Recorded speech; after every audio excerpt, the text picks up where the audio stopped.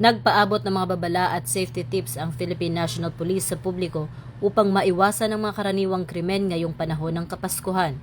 Ayon kay PNP spokesperson Police Brigadier General Randolph T. Tuanyo, ang madalas na krimen tuwing holiday season ay theft, robbery, at iba pang online scams. Mahigpit na pinayuhan ni Police Brigadier General Tuanyo ang mga magbabakasyon na huwag maging social media conscious o iwasan ang pag-post ng kanilang lokasyon o travel plans online dahil madalas targetin ng mga kriminal ang mga bahay na walang tao. Tiniyak naman ng PNP na magpapakalat sila ng mga tauhan sa mga residential area upang maiwasan ang pagnanakaw. Nagbabala rin ang mga opisyal ng PNP tungkol sa mga online scams sa mga shopping platforms kung saan ang too good to be true na mga alok tulad ng masyadong malalaking diskwento o sobrang murang presyo ay malamang na mga panloloko.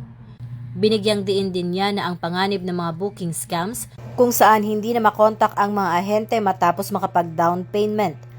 Para sa mabilis na pagtugon sa anumang emergency, hinihikayat ng PNP ang publiko na agad tumawag sa 911. Dahil ito ang bagong PNP para sa bagong Pilipinas, serbisyong mabilis, tapat at nararamdaman.